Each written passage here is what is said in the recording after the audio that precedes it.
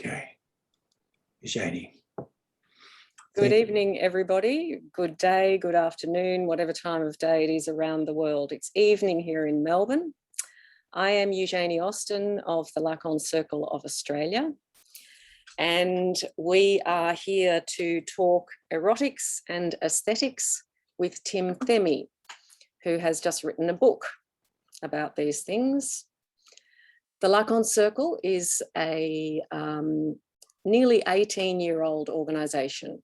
We have been operating in Australia for 18 years. I haven't, but Russell Grigg has. Russell is the inaugural president of the Lacan Circle and the current president of the Lacan Circle. Russell, most of you will know, I'm sure, but in case you don't, he is a translator of some of Lacan's seminars. Seminar number 3 on psychosis, which we just read. If you've read it, they are Russell's English words. Seminar 5, Formations of the Unconscious, Russell translated, and Seminar 17, he translated. He also assisted with the translation of the écrit. He's been around doing Lacan in English for decades. Russell, over to you. Yes, around for decades and they're never going to get rid of me. So this is the second in our In Conversation talks, and it is a great pleasure to be able to introduce Tim Themi. Welcome Tim here tonight to talk about his recent publication. So welcome Tim. Thank you, good to be here. Welcome. Tim is a PhD in psychoanalysis from Deakin University, and he teaches at the University of Melbourne.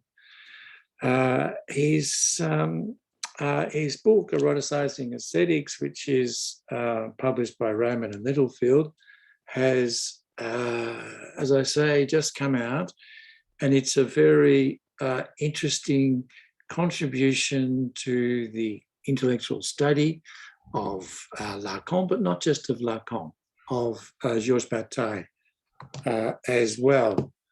And it is, I just wanted to read something said by another Russell, not by me, by Jared Russell, who's written on Nietzsche and the clinic of psychoanalysis, who calls it a very original project that looks at the centrality of Bataille's thinking, and which will be of interest to those who have a particular interest in and are versed in Lacan. There is a beautiful philosophical, clinical dialogue which is going on between Bataille and psychoanalysis, Lacan, in this work. So, but I won't hold this up with the introduction. As I say, very delighted to have Tim here. Actually, I'll hold the book up. It's this very handsome looking product. And I wanted to ask Tim, first of all, about the title. Very first question, Eroticizing Aesthetics. The title. Now, the thing about the title is that it was chosen by my commissioning editor, who wanted a more active, punchier title to be able to sell it better. So it's the first thing to keep in mind. So my original sort of boring, academic, scholarly, informative, not active enough title was what? It was, I think it was Bataille and Lacan. And then the topics were erotics, aesthetics, and the real. So there was something like that. There was, and I taught around with a few. It was like Bataille, Nietzsche, Lacan, aesthetics, erotics, and the real. Yeah. So that's the sort of two sides, and I wasn't sure which side to put first. And so the sort of 3 topics, aesthetics, erotics, and the real, became eroticizing aesthetics. Get a participle in there, make it moving, make it dynamic, instead of a list. And Bataille, Nietzsche, Lacan, Bataille, Nietzsche, Freud, Lacan, it's like they're the 4 central figures, but the title's getting too long, so I thought if I say Bataille, you can imply Nietzsche because Nietzsche is Bataille's major referent. If I say Lacan, it implies Freud because Lacan is a Freudian. And then I still want to get the real in there somewhere. So I put the evocative phrase in the real in there last, so that it was in the real with Bataille and Lacan, which, you know, it sounds like it's sexing it up a little bit on the one hand, but on the other hand, you know, the phrase in the real in psychoanalysis and in Lacanian theory is you know, signifies the probably some of the gravest states, mental or psychic states of all. So, So what's at stake in this putting together, this juxtaposition for you of Lacan and Bataille? Why? What's at stake here? What's at stake? Well, it started off with Lacan's ethics, the ethics of psychoanalysis, framed as an ethics of desire and an ethics of the real. And at some point I started seeing that there was an erotics implied in this ethics of psychoanalysis of Lacan. And I thought what Bataille was doing in his 1957 eroticism text could shed much light on this and perhaps be helpful in some ways. In particular with its historical dimension, starting off with the Paleolithic transition from animal to human, and then up in the modern world with analysing the Kinsey reports and you know, the Protestant work ethic and Calvinism. And so I thought maybe that Bataille's erotics could actually in some ways augment or support Lacan's ethics. Both of them imply the real, knowledge of the real, sublimation of the real, and that erotics could be a kind of lure, a lure for us to face the real, give us some, make use of that sort of implacable sort of fuel source that sexuality is. So saying that when we do put taboos on our sexuality, when we do repress them in certain ways, there is also a lure to go back there in some way, a lure at the level of the drive, at the level of the real. So it was good to see how various historical epochs reaccess this real in some way. And it was generally done in their religious practices, which had a very strong aesthetic dimension. And I thought today that, you know, aesthetics could still be a place where we could reaccess this erotic process in a way that is still governed by an ethics favourable to psychoanalysis. The eroticism that you talk about in the book, I did wonder at certain moments what was meant exactly by it. I'm not sure that you define it at any particular point, but would you like to talk about what that eroticism actually is, as you understand it? Yeah, it's well, Bataille makes the distinction between the sexuality of animals and sexuality of humans. The sexuality of humans is sexuality with shame. In order to reaccess our sexuality, we have to go through a kind of feeling of shame or anguish. As Lacan says, right, anxiety is a signal of the real. And he also says, when I say shame, he says this in 7:17, as you'd know because you translated it. When I say shame, of course, for me, you know, this means the real. Now, that's something that animals don't have, right? Because they're always animals. You know, Bataille says an animal is in the world like water is in water, but not us humans. We put taboos on our sexuality in order to make this transition to human, from animal to human.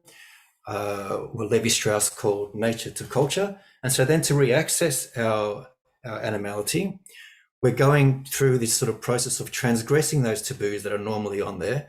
And this means passing through the kind of shame, the effects of shame, the effects of anxiety or anguish that are involved in that. And that's an erotic process. It's not like, you know, it's not like having a glass of water or eating a cake. It's, you know, it's our genitals, it's sexual practice, it's the oral and anal partial drives, it's all the looking and showing, the touching, the things, the saying, things you don't normally say, things you don't normally do.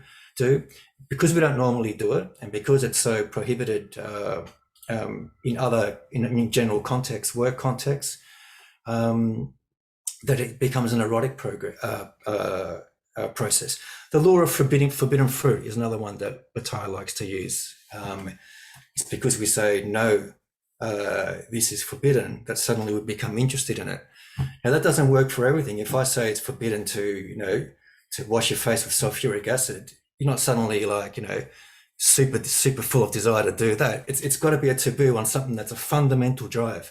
So we're talking about our fundamental animality that has taboos put on it, which we do want to do, but can't do all the time because we've got to work, we've got to build shelters, we've got to build the world of custom, the morality, law, reason, basically the symbolic register, what Lacan calls the symbolic register.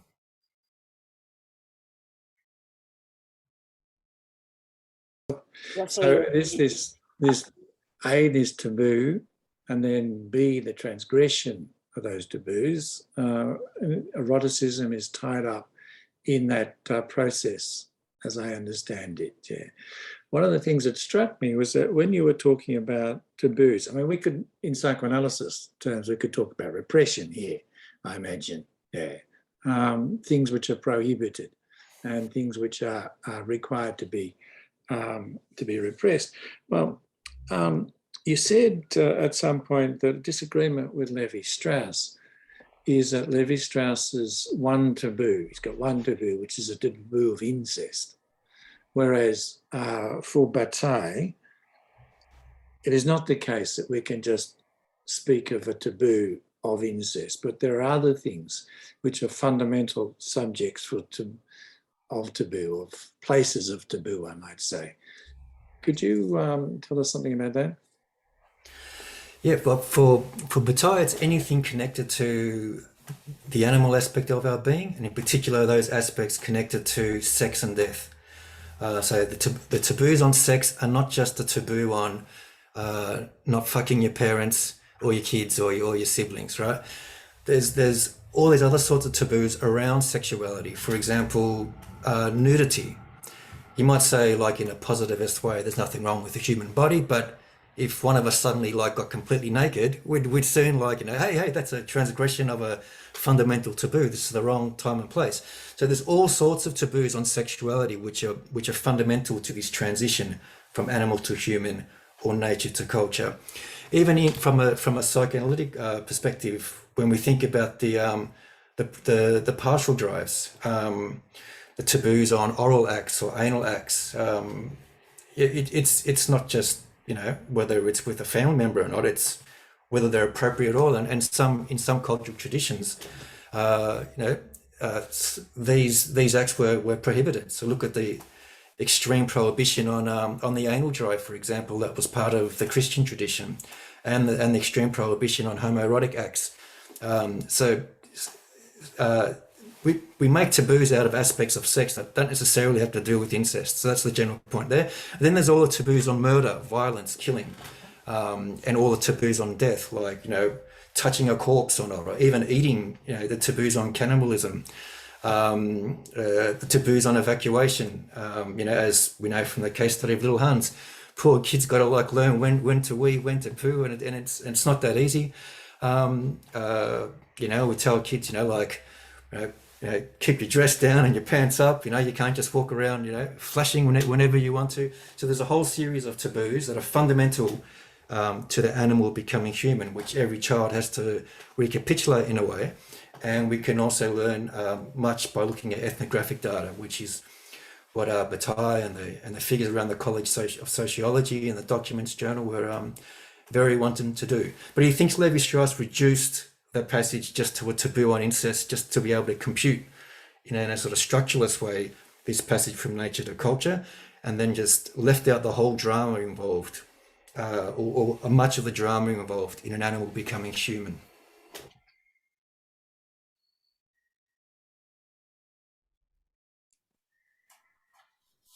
One of the things that emerges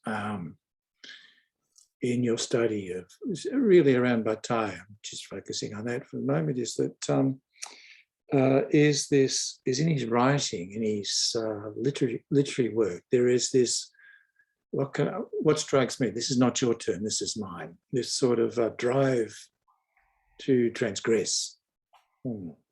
and I can see how, this there is something which is goes against the idea that what we have to emphasize is cleaving to, sticking to the ideals of an ethical orientation, but rather, on the contrary, to go against them, to access in some way those things which have been taboo, prohibited, the sorts of things that you've been talking about. Yeah. And one gets the sense that he's doing this actually in act through his literature. What do you say about that? Yes, there's a few interesting things there. One of them is that he thinks literature, or the arts or aesthetics, should be the place where we transgress. If we're not transgressing in our aesthetics, in our works of art, where are we going to do it? When we're at the desk, at the office, at work, that's when we should not be transgressing. That's when we should be rational. And this connects to that sort of distinction that emerged towards the end of the book between art and politics, which becomes absolutely central for Bataille. Art is for the transgression of fundamental taboos. Politics is for respect for taboos and making the fine-tuning, making them better, making sure we have a rational distribution of resources in the world, a fair world, a moral and ethical world.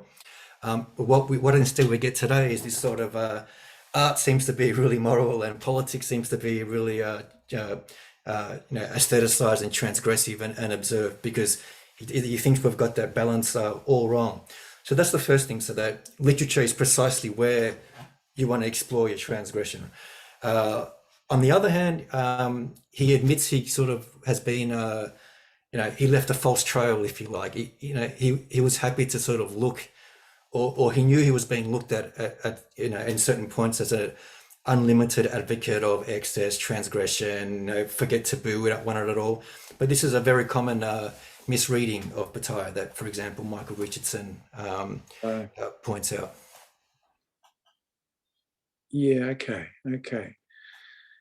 I mean, you read, what is it, the story of the eye, and Lord, I read that, Lord Auch, I read it as a German word, but in fact it's meant to be read as a French word, Lord Auch, because it's, there's this thing in Proust where someone says that Madame Combremer, her name finishes just in time, because it's just, rather than go to Combremer, and his name finishes just in time, from what I understand, because it's not Lord Osh, it's Lord Oshiot, which is to the shit house. Yeah, okay. I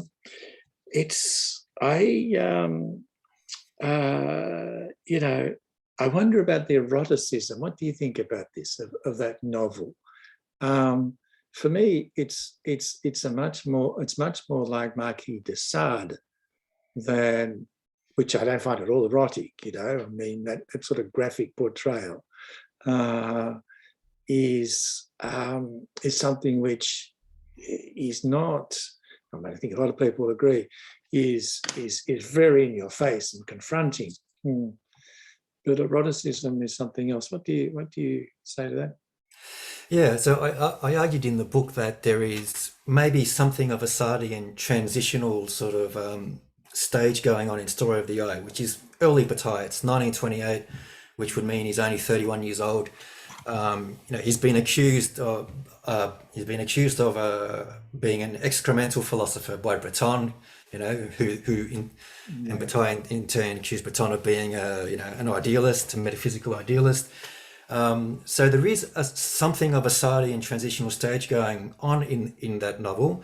But if you literally compare, like, I have to disagree. I find Story of the Eye incredibly erotic. The urethral eroticism, for example, I find astounding, and I'm not alone in this. There's plenty of people who are really,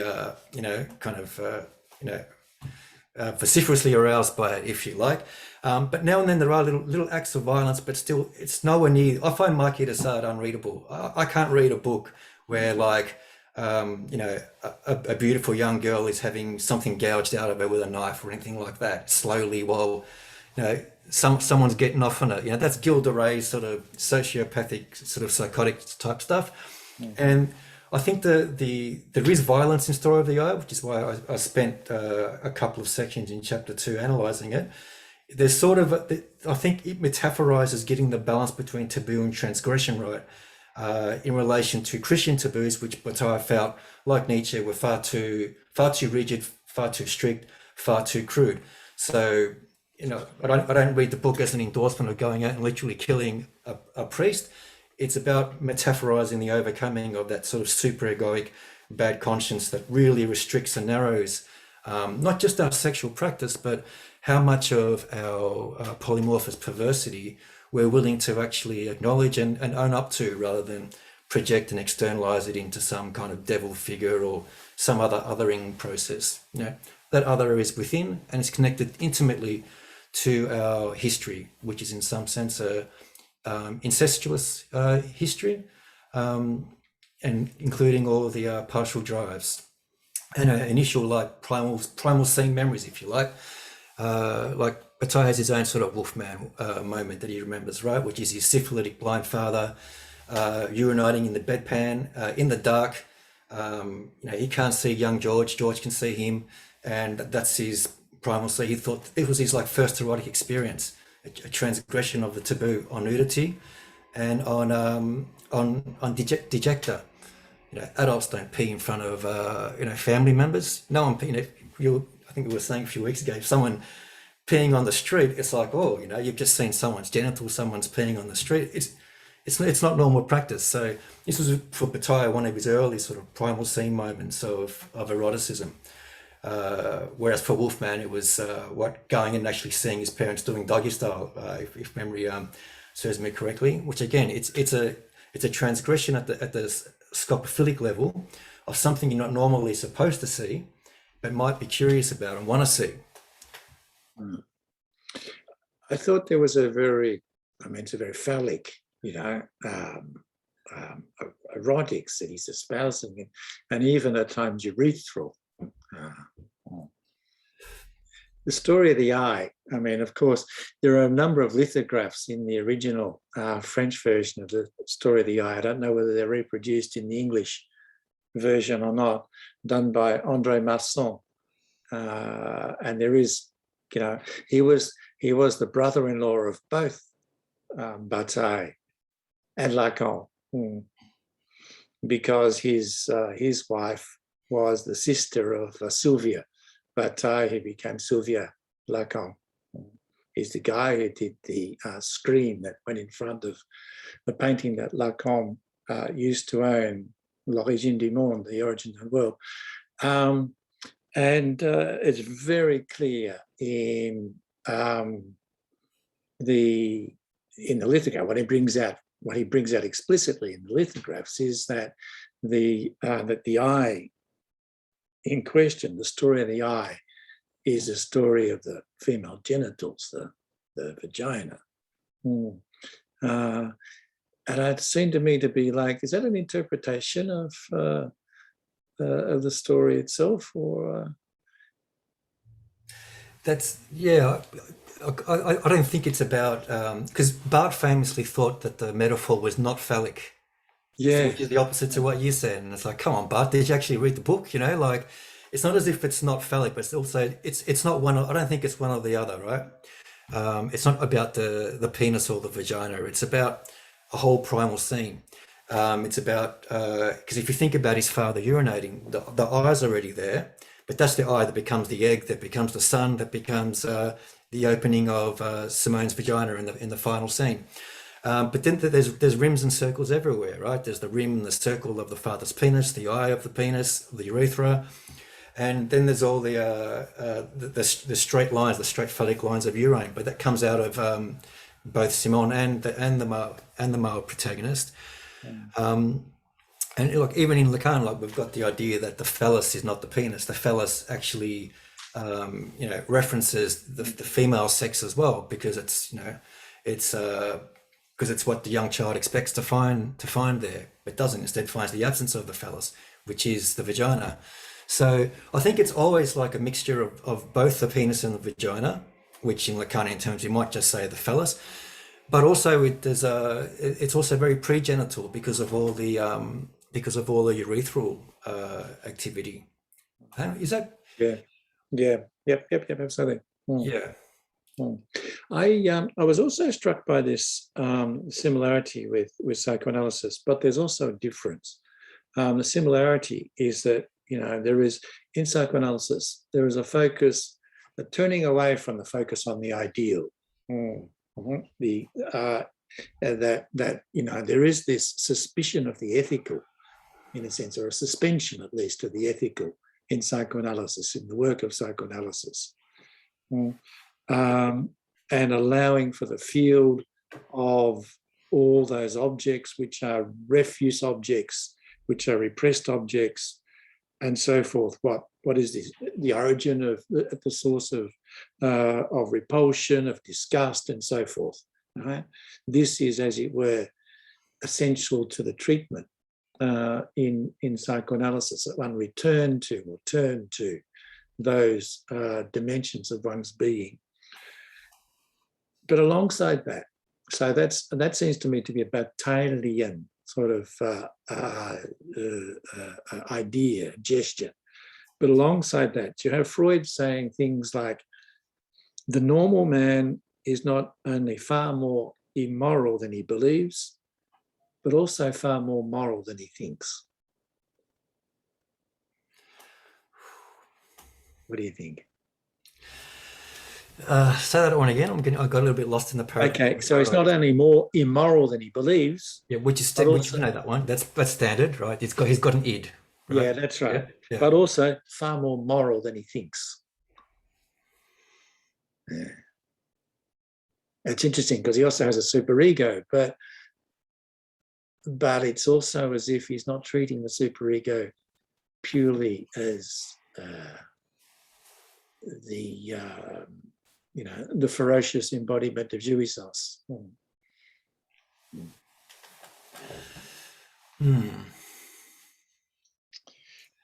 Well, I guess if he's more moral than he thinks, then he's still leaving out key parts of his own perversity. Which means that the phrase is actually a tautology. He's more immoral than he thinks, and also more moral than he thinks. Okay, because he's so moral, he doesn't represent himself as polymorphously perverse. So there's a sense where they're connected. But you're saying if morality itself is superegoic, then it starts aping the sort of the id itself and becoming ferocious, which is obviously where the id of the moralist plays out in the wanting to make the sign of the cross everywhere and throw holy water and crusade, inquisition, repression, which is why the priest ends up getting metaphorically snuffed by the end of Story of the Eye. But in terms of the ideals, I think it also it matters what kind of ideal we have. Like, ideals aren't just one thing, right? And like Lacan's critique of Aristotle is all about how that notion of nature is different from ours because it assumes the exclusion of bestial desires as part of a program for happiness, where we know that those bestial desires are, right here, they're not going anywhere. And so we're not going to be happy unless they get a little bit of a look in as well, or it's not going to be so easy to get to this ideal happiness when we've got that sort of polymorphous perversity within us. So by acknowledging that, we can construct better ideals that are more aware of the real.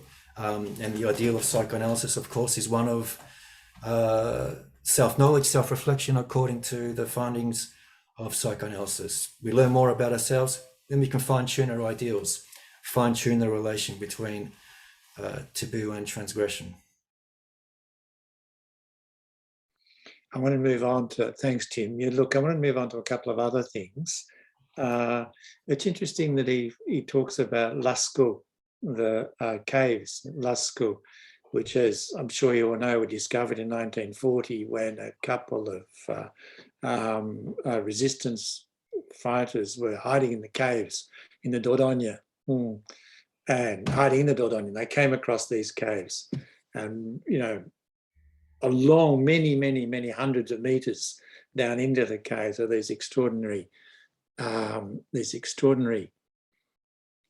sort of cave art of bison and so forth. He says that there talks about the birth of art and these being 30,000 years old, which is probably an overestimation according to contemporary thinking about them. But it's interesting that they he makes. Can you talk about what significance he attaches to this discovery? I mean, not to the discovery, but to what they found. Yeah, well, for Bataille, where he differs from some of the prevailing opinions on Paleolithic cave art, is that he doesn't think it was a homage to the wonders of eating meat, or some kind of desire to a hunting trick to go so we can help us catch animals so we can eat them. For Bataille, the animals were the gods. And he traces, and he starts from the Paleolithic era and then goes all the way to like the gods of ancient Egypt and ancient Greece to say, you see how animality there still stamps the gods. Like Zeus can change into a serpent or a snake or a swan. They're always like morphing into animals and have animal accoutrements, if you like. But at the very beginning in the Paleolithic era, the animals themselves were the gods. They were the gods for Paleolithic being because they were barely human themselves. This is in the process of first making the transition to animality. And there was a sense of nostalgia where they had to leave something behind in order to, it's like they, to put it in the vernacular, it's like the Paleolithic being felt as if it sold out in order to become a human so he could work and build shelters and gather food. And while these animals were still living these like divine existence, not hampered by taboos like we are. They act on the impulses when they want. They fight, they fuck, they shit, they piss, they just do it all. While we have to scrounge around wisely, trying to build our shelters, we're trying to survive longer. So when we looked at the animals, they were divine beings, weren't subject to our taboos, but they also represented the parts of ourselves that we'd had put under taboo and prohibition. So you can see in this sort of artistic work a kind of aesthetic return of our repressed animality as a kind of erotic experience, a religious experience, and this was all throughout like religion until you get to the sort of the dualist turn in religion, which in the Hellenic context was through Socrates and Plato, purifying the gods, saying that the sacred or the divine can only be pure spirit, where anything material, bodily, natural was all delegated to the profane or to the base or to evil sometimes, and religion became more a way of like reinforcing a purity structure under Christian Platonism, rather than a return of our repressed divine animality, where we could like compare like a Lascaux cave painting or a naked statue of Zeus or Hera or Aphrodite to the poor kid on the cross that you see in a Christian church, or the mother who was a virgin but still had a baby. It's like, so you see a massive shift in what religion is there for and what we consider divine. So eroticism in Christianity becomes condemned, something unclean, relegated to sin, whereas in earlier religions it was part of our religious outlet. It was part of our religious experience, part of our aesthetic experience. Eroticism, which is our sexuality after it's returning after repression, was seen as something divine. You mentioned, you discussed totem and taboo. I just want to raise that in this connection, and his sort of critique of it. Is it too simple? Is it too much of a simplification to say that whereas Freud emphasizes solely, the taboo placed on the sons by the father and the killing of the father. So it's all about that Oedipal, variation on the Oedipal story, but the Oedipal narrative. And that he is much more like inclined to see this moment of emergence of the human from the animal, which is essentially what Freud is about in Totem and Taboo, as emphasizing the totemic side and the emergence from the animal in that respect? I mean, is that too much of a simplification or even a distortion? Well, the thing about totem and taboo is that some of Freud's sources in that are actually Bataille's favorite sources too, like people from the French School of Sociology. So it's not like a sheer coincidence that there are resonances of Bataille's work in totem and taboo, firstly. Secondly, is that Bataille loved Freud's group psychology, like totem and taboo and group psychology and analysis of the ego, where he's like, that were his favorite texts to read. He didn't read his clinical stuff so much. He did read the interpretation of dreams and the introductory lectures, but he was interested in the group psychology stuff. But of course, he was also himself, of course, a famous analysand, being psychoanalyzed by Adrian Barrel in Paris, which he said liberated him and made him feel viable enough to work. Now, how do we get the Freudian totemic? Well, the murder of the primal father. The thing about the primal father is, as we know from Lacan studies and in the Seminar 17, which he translated, is that, and from Levi-Strauss's critique of it, is that it's a myth.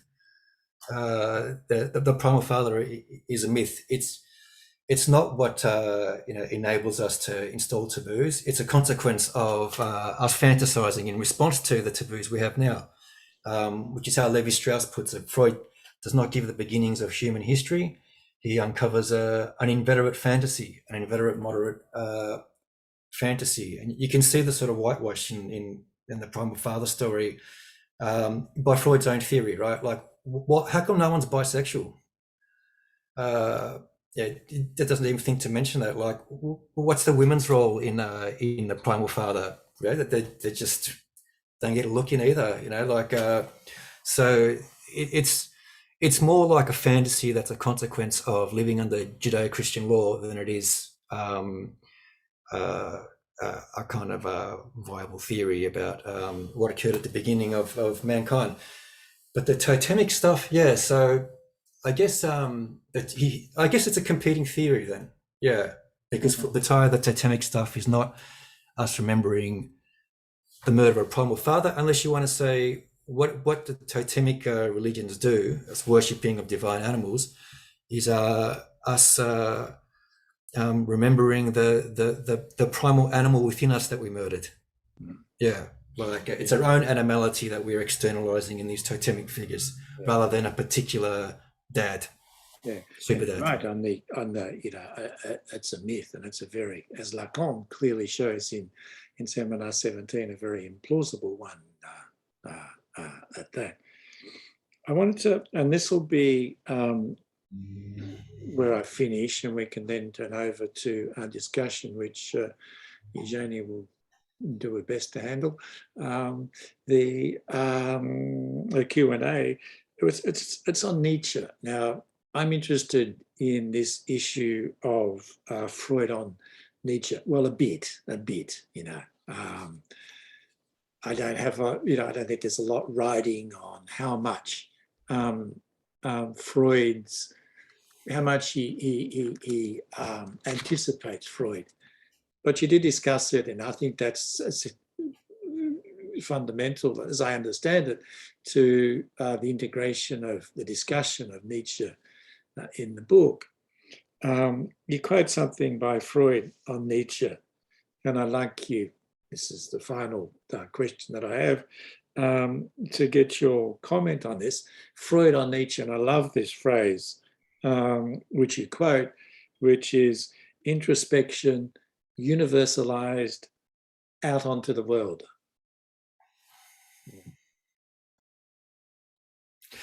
Yeah, is it a compliment or a put down? It can be both, can't it? Really? Well, you think it could be both? Yeah, okay. Which one did you think put down?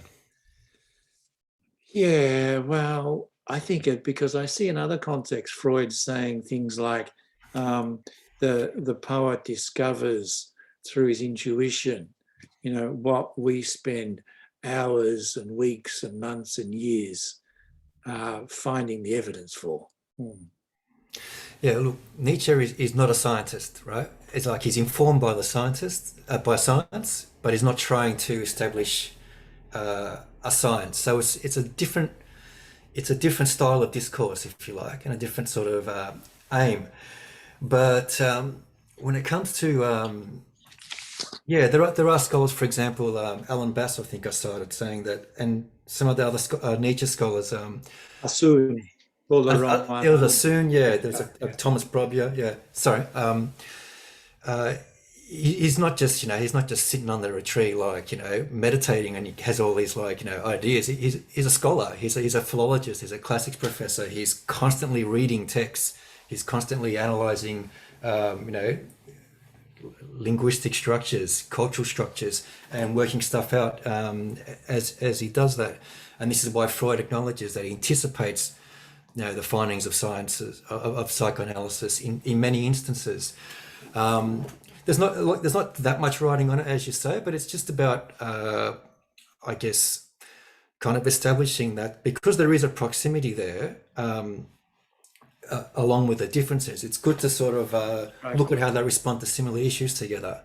And there's been other like fruitful short circuits with Lacan's work, and so members from the German idealists who don't really have that much in common with psychoanalysis. Nietzsche's much closer to Freud and psychoanalysis. The unconscious, the superego, repression, morality is a defensive distortion of the drives. So yeah, and he writes in a different way. He's a little bit more like Bataille is in comparison to Freud. It's not as if they're not scholarly or informed by the sciences and rigor. They're just not scientists themselves. Freud was, yeah. As was Lacan. Yeah. Well, look, Tim, look, thank you very much. It's a wonderful book, and I certainly enjoyed reading it from cover to cover. And I'd like to hand you over to Eugenie just to say before I do that we have something almost 150 people on screen. So I'm sure that Eugenie, well, good luck to Eugenie with handling all the questions, and they come from the floor, as it were, from the meeting. But I guess there's a thing about keeping them, brief so that we can get as many questions and answers in as possible. Yes, that's right. Thank you very much, Tim, and thank you, Russell, and hello again, everybody, if you've joined us since we formally began. That was very interesting. It's very heavy stuff. We've got a series of questions already. Gregory McCormick was the first question asker. So I'll go to him first, even though you chatters, if you're keeping up with the chat folder, chat box here, has just asked a book of a question. So you can choose which one you're going to address, Gregory. But would you like to speak to us, Gregory? And if so, could you please turn your camera on? Yes, good evening. I'm sorry about this. You catch me at a bad moment, but nevertheless, I've really enjoyed this discussion. Thank you very much. There's so much that I could say, but could we begin with my last question first, please, Eugenie? Yeah, go ahead, yeah. Well, would you read it out? Because I've just forgotten Certainly. what I've written. Thank you. It's to both Tim and Russell. Lacan remarks in Seminar 7 that psychoanalysis is incapable of producing any new perversions. And the classical religions, Judaism, Christianity, and Islam, have long exhausted any further possibilities of heresy, perversion. Gregory's question is, what future can there be for eroticism when all prohibitions have apparently lost their binding force? Are we not witnessing the death of eroticism today? And why not the aestheticism of eroticism rather than the banal eroticism of an increasingly banal aesthetics? Merci, he says. Yeah, I don't believe we're in danger of losing our prohibitions. I think there's a sort of you often get these sort of moral panics, which are return to sort of to reestablish a kind of Puritan sort of psychology. But I just don't think general people are really like that open. I think that they're quite repressed, prohibited. I think, you know, Christianity, for example, is not dead. You know, there's still a good portion of the population who are literal believers. There's also Judaism. Well, they may Islam. be literal believers, but they're no longer very symbolic believers. And this is the point that I want to draw, I suppose, that when we're talking about eroticism, we're talking about an art. Yes, we're not, I mean, there's a huge difference between pornography and eroticism. Pornography, for example, pretends to show everything there is to be seen without remainder, the real, if you want to call it that, whereas eroticism always leaves something out. It leaves something to be suggested, something to be intimated.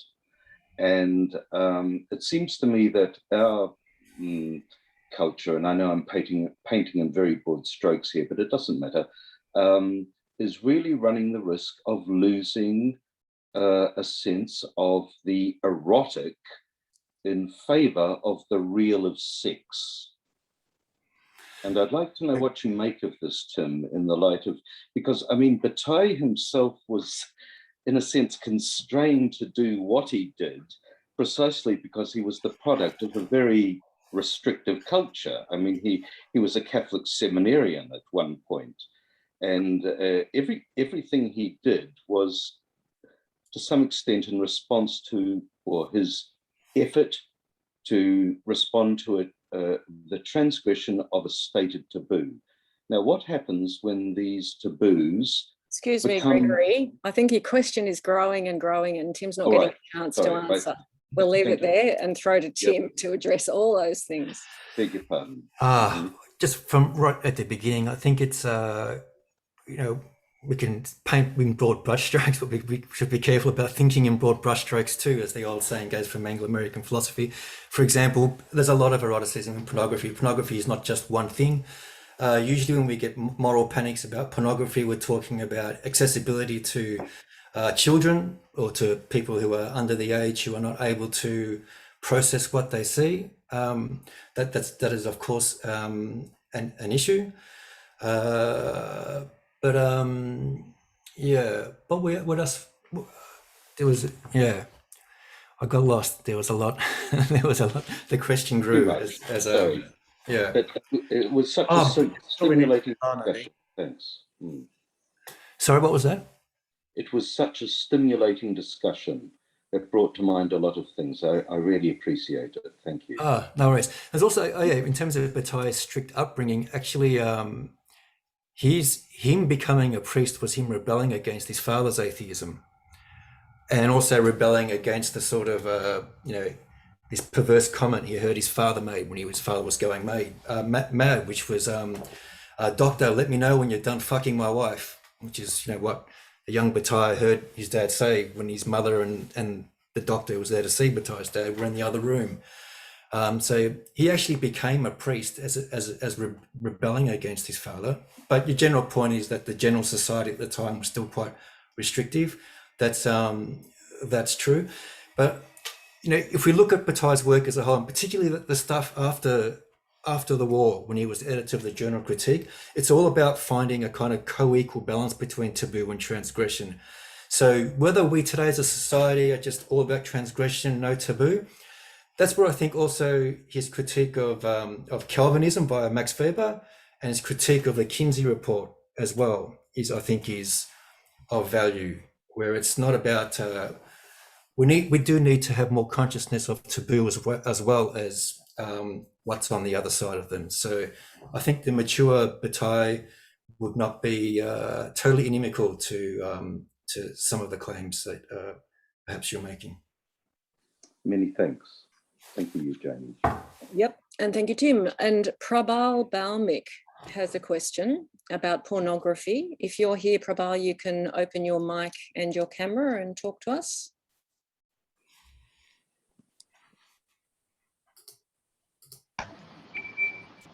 So I have a question for Professor Tim. Can consumption of pornography, where taboos, fetishism, and fantasy find an expression be understood in conjunction with jouissance?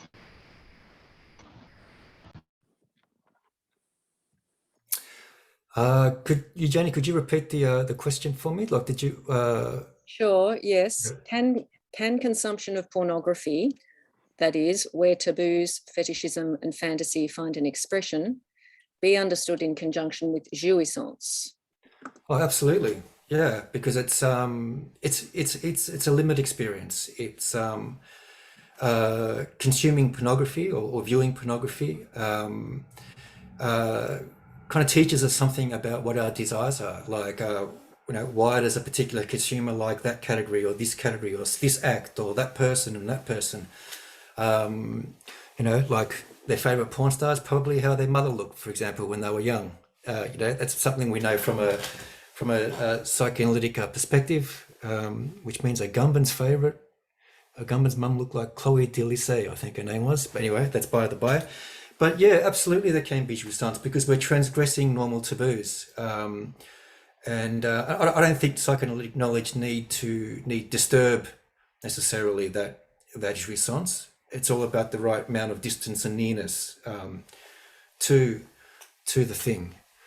But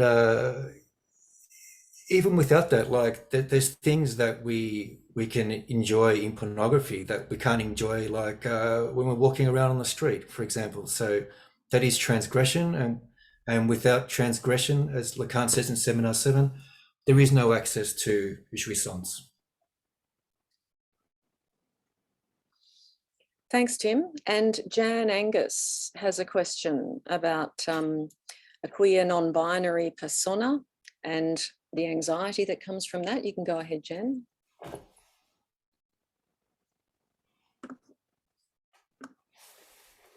You need to unmute.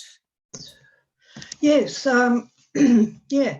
As a queer non-binary person, I'm constantly living out the taboo. So this can create anxiety. And my question, Tim, is, can this anxiety heighten the erotic experience? Yes, that's my question. Yeah, I think so. Like, for example, like when I'm lecturing on Bataille or talking to students, it's like people usually think most people will think they're straight. And it's like, well, the first millennium of Western culture was bisexual. So, to transgress these sort of phobias that have been installed in us through culture, through the history of Western culture, can heighten the eroticism, heighten the jouissance, absolutely. And in pornography, it's one place where one can sort of experience categories that we're apparently phobic about, and view them and see if we do have that limit experience where we learn something more about ourselves, learn something more about what our desires and fantasies are that we didn't inherit as something allowable through our cultural history. Yeah, I think that's why it's often said in my queer community, you often hear people say, oh, we don't want to assimilate or blend or lose our identities to heteronormativity because, it's, even though it creates anxiety, it heightens the erotic. And it's not easy, but it's, on the other hand, there's lots of rewards. Yeah, it's like a kind of a secondary gain. It's not nice to be on the outer. On the other hand, yeah, if my normal instincts are forbidden fruit, then I get extra response for it. So thank you very much. Oh, that's just sort of responding to Gregory McCormick too, saying that prohibitions have lost their binding force. Well, they certainly haven't in the queer community. And, there's a lot of opposition in the wider community. Yes. So, for example, it might be, people might not express their homophobic or transphobic views in polite company, but whether they're able to acknowledge that desire in themselves privately or what they think privately, And depending on what subcultural group or subaltern group or they come from, it can be a different story. So yeah, these taboos are still, and they're always trying to reinstall themselves. For example, you know, one of the consequences of Trumpism in America was a prohibition of abortion, for example, which is going to affect the working class way more than it does than the wealthier classes. You can just go to a different state and do it.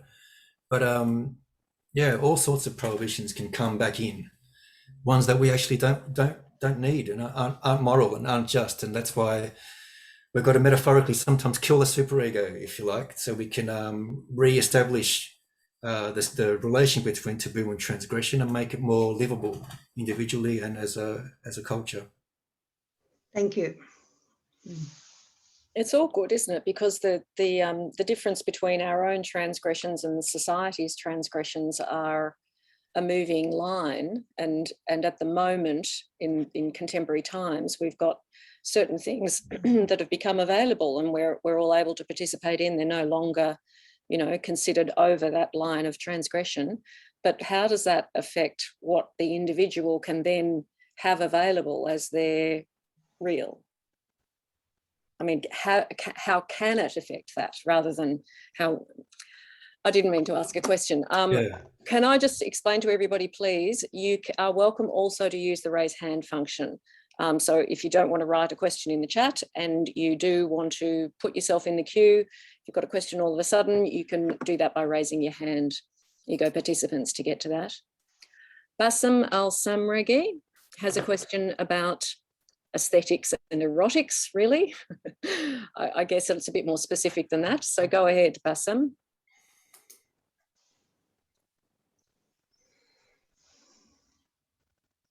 Yes, hello. Hello, go ahead. Yeah.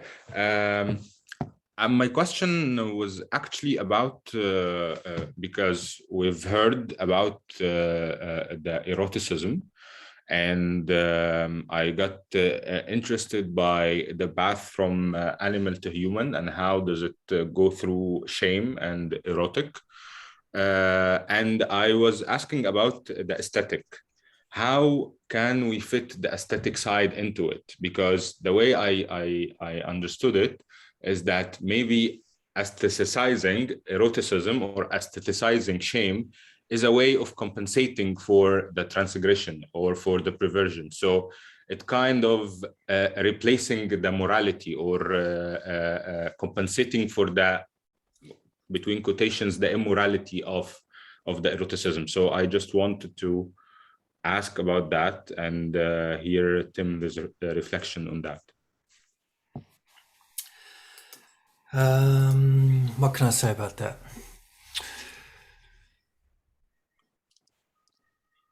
Oh, one of the things Bataille tried to do with aesthetics was reinscribe what he called perversion back into it. So his sort of dispute with Breton was to say, you know, you're flying too high like Icarus. You have an Icarus complex. So he'd go in there and sort of point to the shit stain on Icarus's trousers, or you know, or whatever it was. I was bringing in the polymorphous perversity through direct Freudian interpretation to stop aesthetics becoming aestheticized into some kind of Puritan idealization again, like the intervention of Platonism and Christianity did to religion. It took out that sort of aesthetic dimension. And even more recently, right, when in the Renaissance you had some of it, you had it returning. In the Renaissance, they wanted to go back to the Greeks and Romans. They thought that strayed too far from it. You had the beautiful, colorful cathedrals, these great Renaissance masters and painters. What did Protestantism do? It just said, no, strip it all back. This is self-aggrandizement. This is immoral. Strip it right back and purify it again. So it's sort of constantly ebbing and flowing between taboo and transgression. But after the war, Bataille started positively reappraising surrealism, and he did it because existentialism was becoming the dominant trend. And he thought, at least in surrealism, there was an engagement with psychoanalysis. And so it was all about how automatic writing connected to Freudian techniques or free association, could reopen ourselves up so we can get beyond these shame reactions and these anxiety reactions, which leads to repression, disavowal, or foreclosure, and create another opening so we can re-acknowledge and experience and have some response of the real in a guided and structured manner. Thanks, Tim. And Kaya has very politely raised her hand, but she was next in the queue anyway. Go ahead, Kaya. I wanted to ask your opinion on this interpretation of story on the eye that focuses on the fact that it seems very oniric, that the logic in the book seems like a logic that would happen in a dream, not in real life, and the language helps build up this. And there is the symbolism of number 3, which Freud used as well. Like for him, the number 3 symbolized the penis, and in the story of the eye, the 3 is like Simon, Marcel, and the main character. Then instead of Marcel, there is Sir Edmund, and like the objects in it also are in threes. Like there is the egg, eye, and balls, and there is the milk, urine, and tears. So what do you think of this kind of Freudian interpretation? Yes, it is absolutely the logic of a dream in Story of the Eye. And one of the big differences, if you like, in say the novel Story of the Eye and the story Blue of Noon is that Blue of Noon is set in reality. It's set during the rise of fascism and the Spanish Civil War, whereas Story of the Eye is really there's a couple of eyes there. Yeah, Story of the Eye is actually set nowhere. Yeah, it's a dream logic. It's completely surreal. It's a surrealist masterpiece. And what Bart was interested in was how the erotic transgression of values, like the acts and the behavior of the main figures, was matched at the level of language by a transgression of the usual relations between words. So when if an eye cries tears, if you make the eye an egg, which usually would break and release yolk, mix them up and suddenly you can put out an eye suck like a breast, suck like an eye, suck like a breast. Yeah, he starts mixing all the sort of liquids and the fluids up. The eye becomes the sun, and instead of pouring down sunlight, it pours down urine, right? The urinary liquefaction of the sky towards the end. And in terms of the 3 figures, like the one with Bataille's protagonists Simon and Marcel, what you often get in his fictions is this sort of, one of the figures is taboo, one of the figures is transgression. So one of them's pure, Marcel, right? She represents, frigidity in relation to taboos. The other one is Simon, who's completely licentious and calling it on. And you even find this, Benjamin Noyes, the Bataille scholar, first pointed this out to my mind in his writings. You also see it in the ABC, where one of the characters is a priest. The other characters in relation to the protagonist is a village prostitute. So he sort of often has these characters where there's taboo and transgression playing out, personified in different characters on one side of the other of the protagonist, like an angel and a devil on the shoulder, if you like, to suggest that taboo and transgression are in conflict. And what he wanted to do in his sort of later scholarly work on literature is try to get more clarity of consciousness between the relation of taboo and transgression on the 2 forms of happinesses that are entailed. Like there's the happiness of taboo that relates to security, accumulating reserves, safety, security. And then there's the happiness of transgression, like reaccessing the sort of the drives that have had to be set aside and are sort of still creating that instinctual demand for satisfaction. But when we get to the end of the Story of the Eye, and we've got Marcel unfortunately died. Edmund was just as debauched as Simon and all of them. There's sort of a bit of a trio of transgression, but then the other figure then becomes the priest. And it's all about putting the eye of bad conscience stripped out of the priest's skull into the sort of into the vulva of Simon. where it cries tears of urine, which is the final scene, which dissolves everything back into the real in a kind of structuralist, surrealist, Dionysian sort of dissolution back into continuity. Yeah, that's what I would say about that. Thank you, Tim. And Okay, Vuk, thank you. yes, thank you. Vuk has asked a question about Spinoza, taboos and desires et al. Vuk, can you open your mic and talk? Yeah, I can. I just wanted to ask a quick question, like what's the relation between taboo and desire? And not necessarily taboo and drive, but taboo and desire, considering that Spinoza said that desire is the essence of man. And Lacan will, at the beginning of his seminar on interpretation, he will focus on this statement of Spinoza when he talks about desire. So I have a question is, what is the relation between taboo and desire, considering that desire is not pure animality, and that Spinoza gave a certain dignity to the body and to the human desire?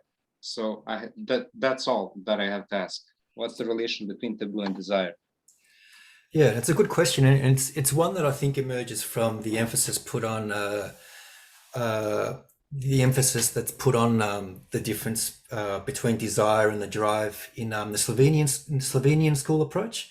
For example, thinking of Alenka Sapankic's work, where desire is seen will be more on the side of taboo consciousness, whereas the drive is somewhere else, and she thinks that Lacan is shifting between Seminar 7 and Seminar 11, between an ethics of desire to one of the drive, or to one of the real. And that's sort of basically the thesis, ethics of the real. The problem with that is, and I've got a couple of long footnotes in at the end of chapter 1, because I had one of my peer reviewers was obviously a Slovenian school Lacanian, so wanted me to sort of clarify my difference with Alenka in every way I could, everywhere I could. The problem with stipulating desire like that is it depends on the desire. Different desires have different names, different objects. Some are close to the real.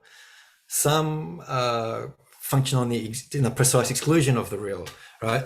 And if you look at what Freud did with the term libido, which is Latin for desire, libido was always a configuration of the partial drives. The partial drives and objects, a polymorphous perversity of the drives. Now, how much we sublimate that, right, determines how far away we get from the drive, or how far away we get from the real.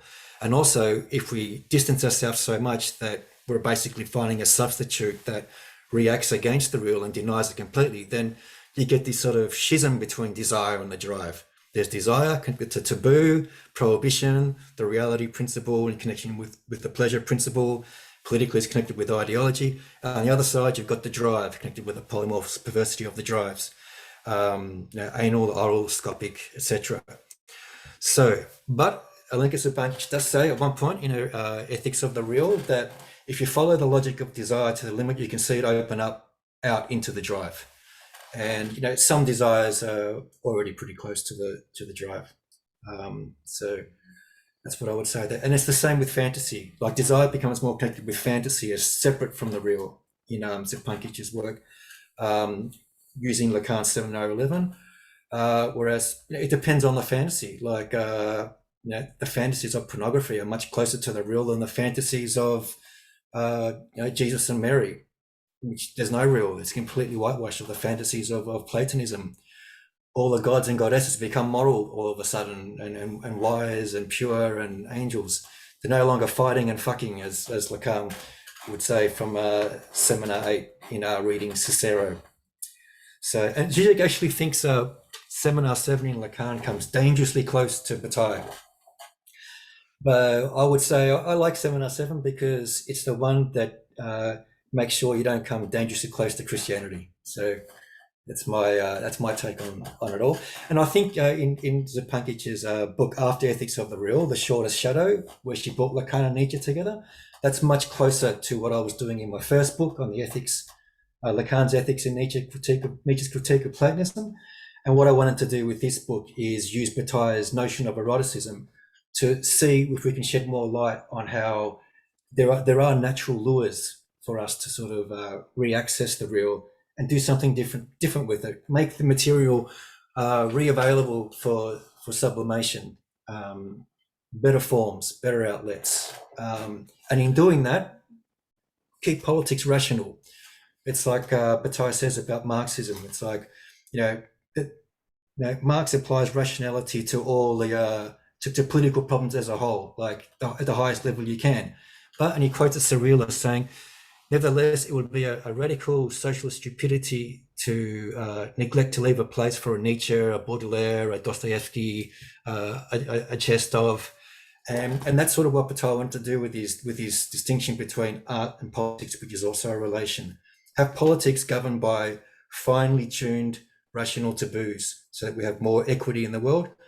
Leave the arts to get our erotic jouissance so that we're not acting them out perversely by sending rocket ships up into outer space while treating our workers like shit. Just thinking of Mr. Bezos as a recent example, and all the people that identify with this sort of irrational hoarding of resources and exploitation. And then they vote for Trump, who again is this sort of strange sort of hybrid aestheticization of politics, which is exactly what the Nazis were doing with their marching bands and the pretty little blonde dolls at the front. And so we tend to sort of mix these categories up, and that's a sign that we still haven't clarified the relation between taboo and transgression, perhaps as well as we might. That's really interesting, Tim, when you talk about violence and death and piss and shit and so on. And I'm listening to you, yeah. And then you talk about these little marching girls with their funny hats, and I go, ooh, revolting, can't do that. We have a question from Pazenjit about libidinal economy. You have to explain what you meant. You have to explain what you meant by your revulsion too when we come back. Well, yes, another day, perhaps. Yes, yeah. Prasenjit, if you're with us still, you've been waiting a long time. You can open your mic, your camera. Yeah, I can. Can you see me? Yeah. After very carefully understanding the prospects of the play of libido and the sexual drive and desire, what comes to my mind is this restrictive libidinal economy that Bataille talks about, following Sade or following Blasio, which takes us to the extreme of a form of apathy or a certain kind of sadistic paroxysm that can easily displace the notion of pleasure into something like a desubjectivated subject or a negation of partnership, that kind of possibility is opened up through the restrictions that come through the libidinal economy. Now, is it possible to really move out of this kind of restrictive libidinal economy by an aestheticizing move? Because aestheticizing move again plays on the imaginary and the symbolic, and the real is far away, so much away that the temporal condensation of real cannot really happen in the sexual act, and therefore there will be some kind of a need of once again a need for sublimation, which will again be distantiated. So all the time there is a distanciation, a perpetual abandonment of the desubjectivated subject caught in an apathy, which is a byproduct of the libidinal economy. So in such a context, how would aestheticization happen, and how would we restore pleasure? That's a kind of a reflection and a question. Yeah. Okay. What can I say to that?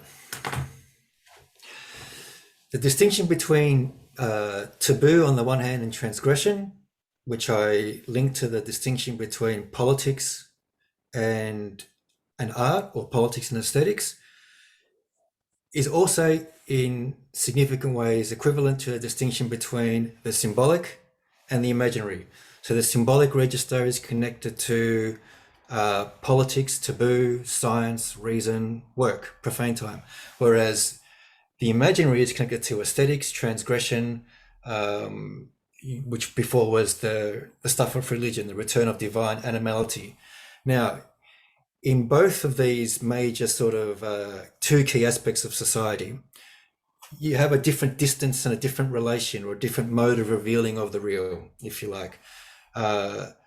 In some ways, the imaginary can get us closer. What does Lacan say in Seminar 7? Art circles closer to the thing. Even when Cézanne's painting his apples, it's not just apples he's painting, right?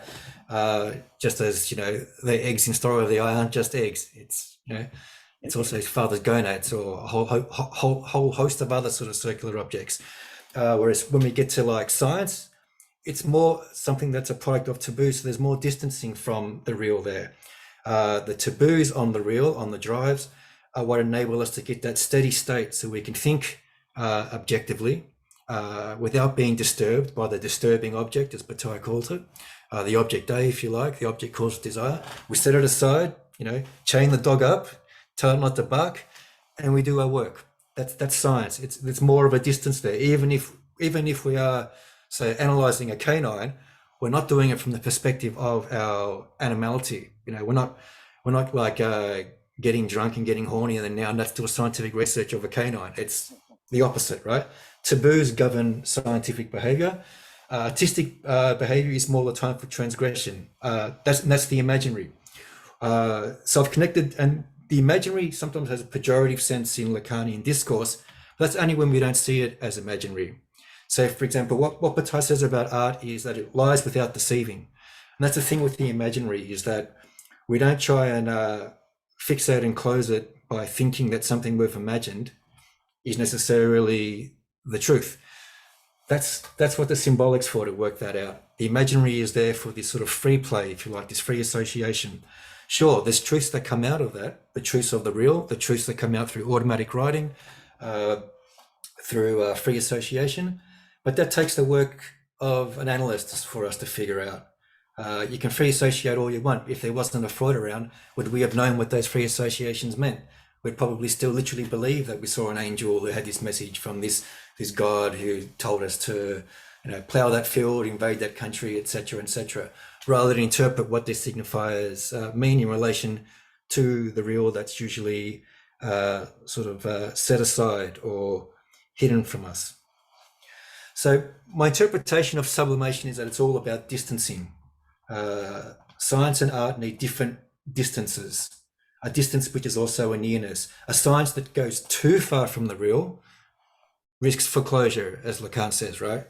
And it's the sense where science seems like a successful paranoia, which doesn't seem like a nice place to be in. But on the other hand, if art gets closer, but then gets too close, then you get sort of all sorts of problems with having not enough, distance from the real. You get burnt by the real. Yeah, it could be a psychotic position, or it could be something that leads to addiction, criminality, and all the horror stories that we see in certain subjects in society. So sublimation is about knowledge of the real, and also using that knowledge or know-how to set up the right amount of distance and nearness between the subject and the real. And how much distance we want to depends on the time and place, depends on the context. Is it time for the work and the symbolic? Have a safe distance. Is it time for artistic creativity and play? Get a little bit closer. Not too close that you undermine the symbolic. Just, warm your hands on the fire, but don't touch it, you burn yourself. That's what I would say to that. So the subject can never be statuo. Can the subject be ever statuo as a subject? Can there be fullness of the subject in such strategic distancing, or in relating in a manner that sublimation is possible? In such cases, can we have the full subject or a subject with a lack, and then again recycle this subject in this entire sexual economy? There's neither absolute fullness nor absolute lack. Okay. So, for example, if I use the slightly facetiously the example of a Gumban's favorite porn star, who I said as a Freudian joke probably looked like his mum when she was 18, right?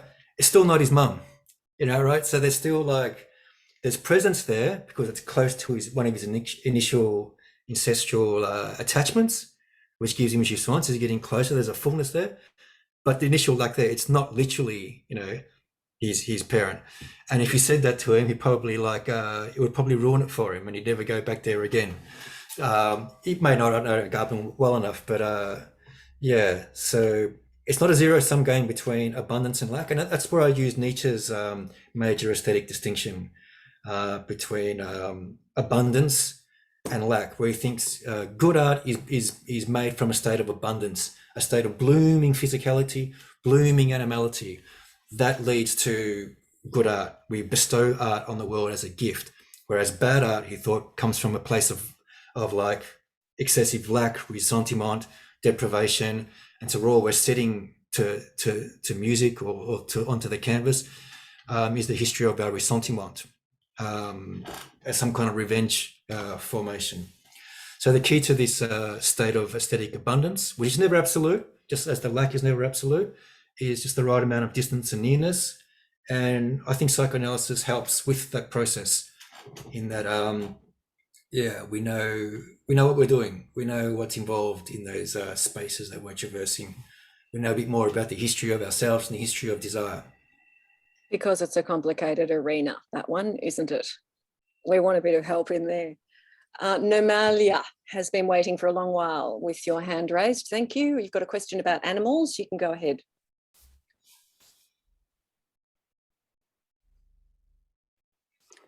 Nomalia, are you with us? Yes, am I visible now? Yes. Hello. Yes, I'm sorry. That was I'm not sure how to say your name. Go ahead. Sure. My question is our senses of erotic aesthetics analogous to the senses of erotic aesthetics of animals, or there is something special in our senses of eroticism? Could you repeat that one more time, please? I'll try I can do that. I can do that for you, Tim, because the question is written in the chat. Oh, good. Is our senses of erotic aesthetics, is our senses around erotics and aesthetics analogous to the senses of erotics and aesthetics in animals, or is there something special about ours? There's something special about ours, absolutely. Yeah. At a brute physiological level is because we have a neocortex. Because we have a neocortex, we can compute many more signs. Our languages are far more complicated. Our abilities for meaning making are astounding compared to anything else we've discovered in the universe. An animal can't do that. We're animals we may be, but we're animals with a supercomputer, if you like. And with that supercomputer, we can create taboos and regulations on our animality. And that gives them an erotic charge. It means when we re-access them, they're not the same as what they were before we left them behind. This is a point that Bataille makes about, he goes, don't confuse what I'm saying with a return to nature. When the human world, shaped by denial of nature, then denies itself and returns to nature, it's not the same nature. It's nature transfigured in the divine imaginary. Which is why the animals are something divine. But the animals themselves, no, they don't have the ability to construct these taboos to the level that we do. I was looking at one documentary once which was talking about how an intelligent dog, the intelligent breeds of dogs, the ones that first respondents will use and the blind would use, can develop 200 signs. They can understand 200 signs like walkie, sit, stop, whatever, which is about the equivalent of a human 2-year-old. And look at the conversation or the thoughts we're thinking about today. It's way, way, way above a human 2-year-old. Human 2-year-old is pretty smart for a 2-year-old, just like an intelligent dog's pretty smart for a dog. But like Zizek says, like holding up a book of Hegel to a cow, you might as well hold it up upside down so I can know the difference. And it's the same with an animal, and it's the same with a 2-year-old. So so there's animals we may be, but we're not reducible to our animality, not anymore. No. So further to that, Payal has asked a couple of questions actually about neuroscience and psychoanalysis. Payal, can you speak to us now?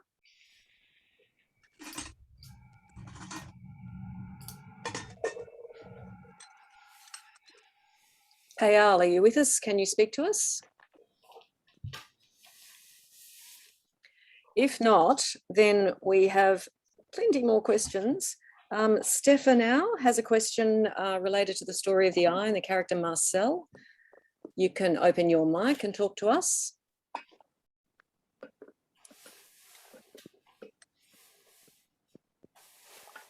That's Stefan now. Are you here and would you like to speak? Hi. Yes, we got you. Yes, great interruption, but I'm on the road actually.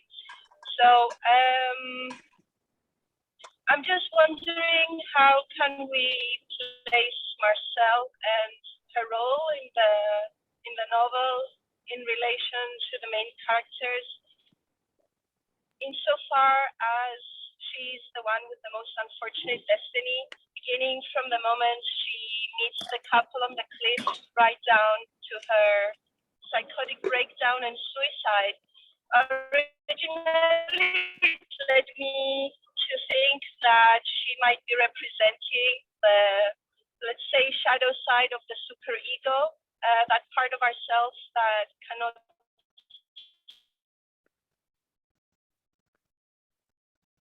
Did you get enough of that to go on, Tim?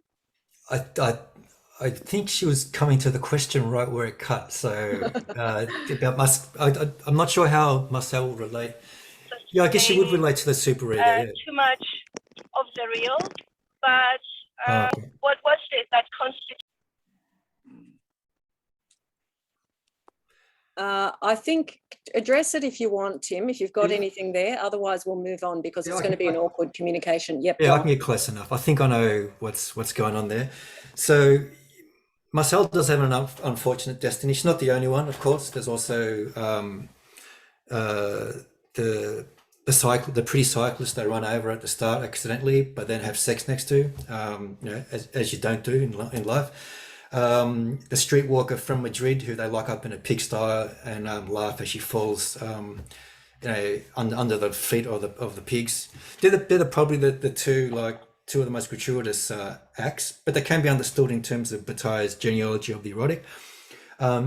Simon's sort of tragedy is one of a kind of a superego that's turned against the ego. I mean, that's turned against the id, if you like, until she's really restricted. She can't access her sexual desires because she's too restricted by taboos.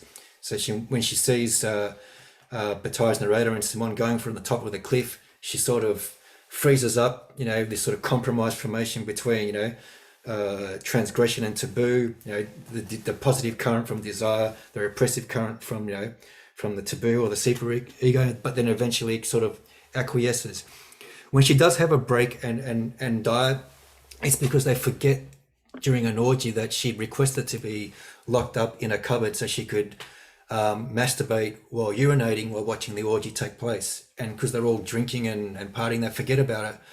And so she was locked up in this sort of, this pissoir that was her prison, as Bataille puts it. And in there it hung herself. Now that death mirrors very closely Bataille's memories of his own mother, who, when she went mad, was sort of spouting these absurd sort of statements about damnation and hell, and Bataille thought he might have to kill her just to survive the violence that she was exhibiting. And he later found her in the creek where she tried to hang herself, unsuccessfully tried to hang herself. But unlike Marcel, they managed to revive her. And when he sort of saw her in this creek, he saw that the creek water had sort of stuck her dress to her thigh, as if she was pissing the creek water. So that's also a way to connect the masculine and feminine sort of figures of urination in the story. Like, there's not just his father urinating in the bedpan. There was also his mother looking like she was pissing the creek water, which of course is a very phallic signifier. Like, if you look at urethral eroticism after this, when you're consuming porn, you can see how often, like, the female urination is all about creating a kind of like temporary phallus. When you got that straight stream sort of streaming out from the urethra, it's like a temporary phallus, just like the long leggies or the long boot, or any of the other sort of figures you could have there. But yeah, so Marcel is kind of like a figure of frozenness.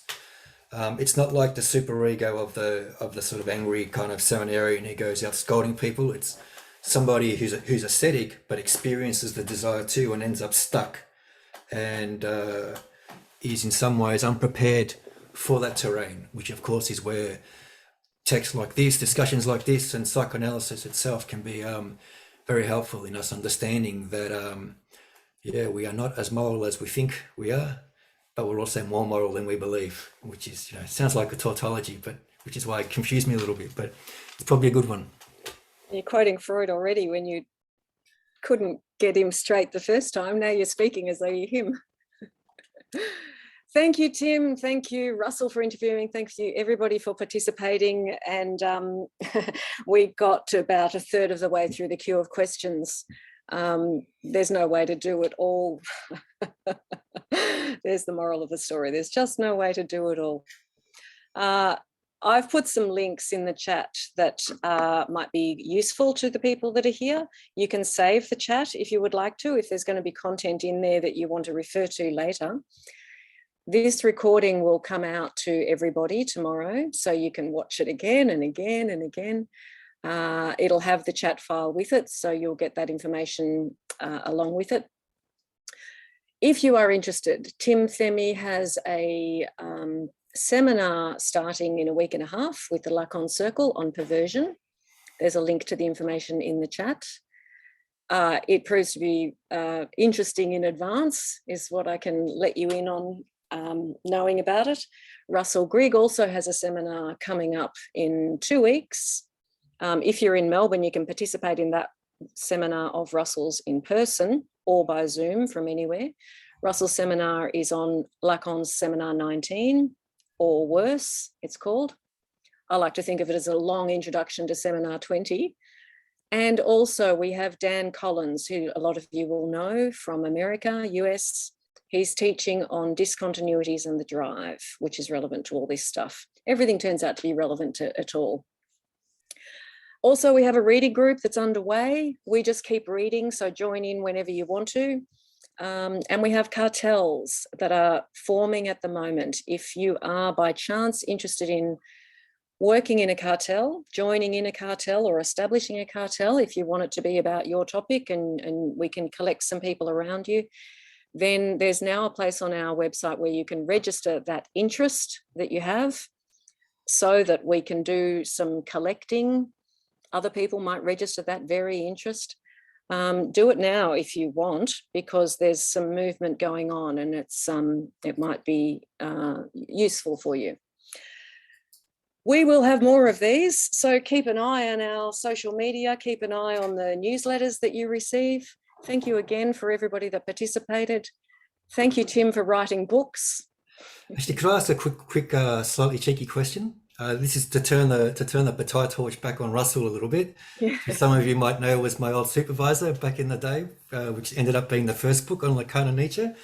We've got an imprint on the back of this new book. You say it will change our perception of Bataille. Was there a particular way where the book, for example, changed your perception of Bataille?